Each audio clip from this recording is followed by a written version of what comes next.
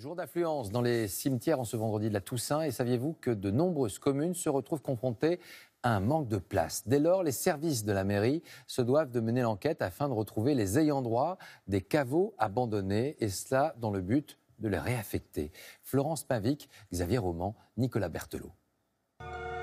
Un cimetière pour un maire, c'est un dossier sensible. Comment accueillir ses administrés dans leur dernière demeure lorsque les places se font rares?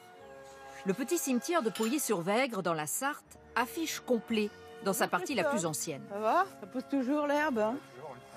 Oh, ça c'est galère alors vraiment. C'est sans fin quoi. Pour reconquérir du terrain, Madame le maire souhaite récupérer des tombes à l'abandon. Je ne sais pas du tout qui est enterré là. On voit bien qu'il n'y a jamais de petites fleurs non plus à la Toussaint ou au rameau. Donc personne ne vient non plus réclamer quoi que ce soit. De vieilles stèles usées par les siècles et les intempéries. Mais pas question de faire main basse sur une sépulture. En matière de repos éternel, la réglementation est complexe. Bonjour. Bonjour monsieur.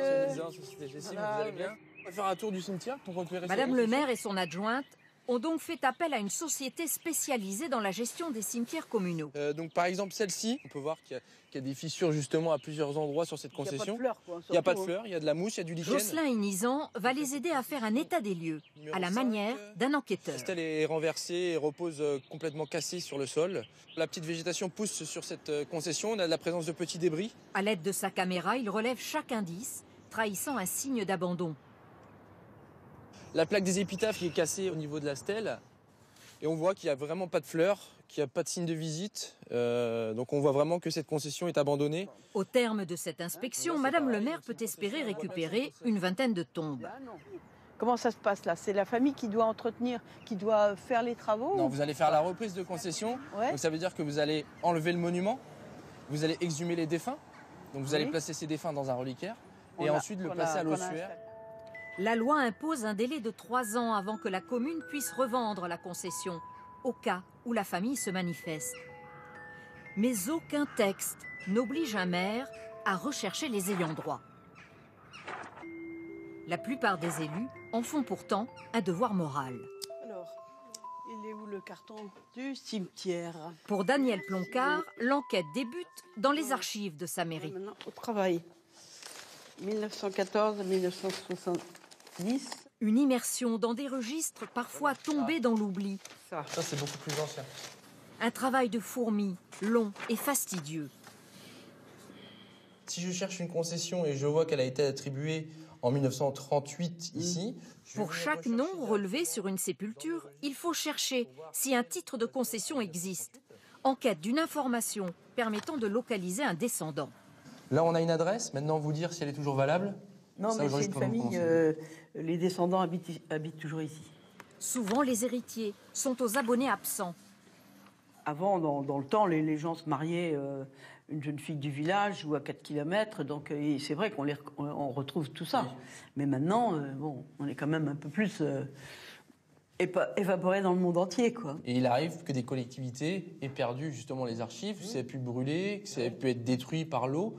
Donc là, dans ce cas-là, c'est vraiment problématique de retrouver des ayants droit. En Normandie aussi, on cherche de la place dans les cimetières.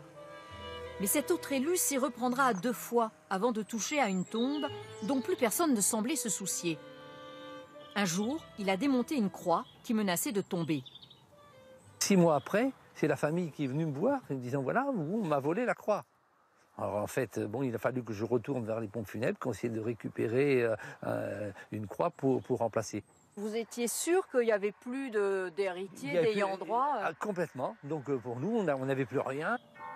Pour limiter au maximum les impairs, la mairie de Bagnoles-de-l'Orne est donc passée au tout numérique. Désormais, c'est un logiciel qui gère en temps réel les emplacements et assure la traçabilité des ayants droit. Tout ce qui est en vert, ce sont des concessions libres. Les employés de l'état civil sont automatiquement alertés lorsqu'une famille doit renouveler sa concession. Donc voici la liste de toutes nos concessions qui sont à expiration. Ou lorsqu'une procédure d'abandon doit être lancée. Dans son petit village de la Sarthe, Madame le maire a décidé elle aussi de passer au numérique.